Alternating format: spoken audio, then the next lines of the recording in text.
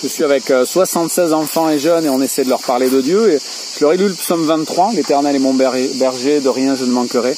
Il me fait reposer dans de verts pâturages. Je leur ai dit que c'était une chanson. Et que dans cette chanson, il y a des textes importants qui nous disent qui est Dieu, ce qu'il fait dans nos vies.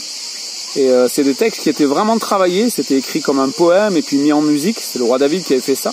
On a expliqué aux enfants que c'était à la fois un soldat, un roi et puis un poète, un musicien. Sa musique calmait le roi Saül quand il était en colère, donc c'était aussi les débuts de la musicothérapie. Mais on a expliqué que ce texte en fait qui est mis en chanson, c'est des vraies chansons. Et on a réfléchi aux chansons d'aujourd'hui.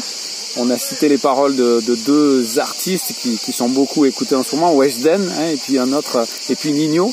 Et on a vu que dans ces paroles, il y a non seulement des fois de la vulgarité, il y a beaucoup de violence, mais il y a aussi des messages franchement anti-bibliques. Il y a Nino qui dit voilà, elle veut savoir mon budget. Elle veut savoir mon argent pour voir si ça vaut le coup de s'engager avec moi. Et on a dit aux jeunes, voilà, ça c'est pas biblique. Le chrétien, en fait, pour s'engager avec quelqu'un, il veut pas savoir quel est le budget de l'autre. Il veut savoir justement si cet autre, comme le dit alors cette fois-ci un autre psaume, le psaume 1, eh bien si cet autre, il suit le conseil des méchants, s'il s'arrête sur le banc des moqueurs, s'il écoute les enseignements de Dieu, voilà. Si je veux m'engager avec une fille, je veux pas savoir son budget. Ou si une fille veut s'engager avec un garçon, il ne faut pas qu'elle s'intéresse à son budget, il faut qu'elle s'intéresse à son cœur et à sa relation à Dieu. Donc on parle de tout ça avec les jeunes et avec les enfants. On a lu une chanson de Weshden aussi, très agressive. Tu m'as abandonné, maintenant tu veux revenir. Je suis avec une fille, je la connais. Cette chanson nous a permis de voir qu'il y avait des codes aussi. On parle avec des codes. On dit des choses qui sont souvent agressives. On ouvre son cœur.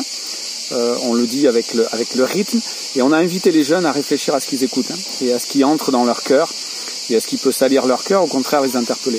Il y a des chansons non chrétiennes qui sont très intéressantes et intelligentes, et on peut les écouter et discuter. Il y a des chansons chrétiennes qui sont pas intéressantes, mais il y a aussi des psaumes qui peuvent nourrir nos vies. Alors les vieilles mélodies qui nous aident à bien retenir les psaumes, il y a des pasteurs qui ont bien travaillé à la versification et aux syllabes, on a parlé de ce côté très rythmé des psaumes. Et puis il y a des versions modernes qui nous aident non seulement à bien retenir un texte, parce que s'il est chanté on le retient mieux, mais qui nous aident aussi à être émus. Il y a des musiques qui vont vraiment nous toucher et on va retenir les paroles, et en plus on va être touché dans notre cœur.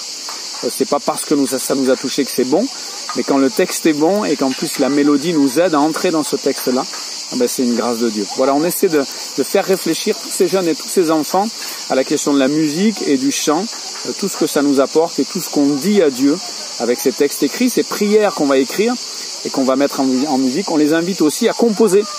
Ils sont à un âge où ils peuvent imaginer des choses et composer des chants.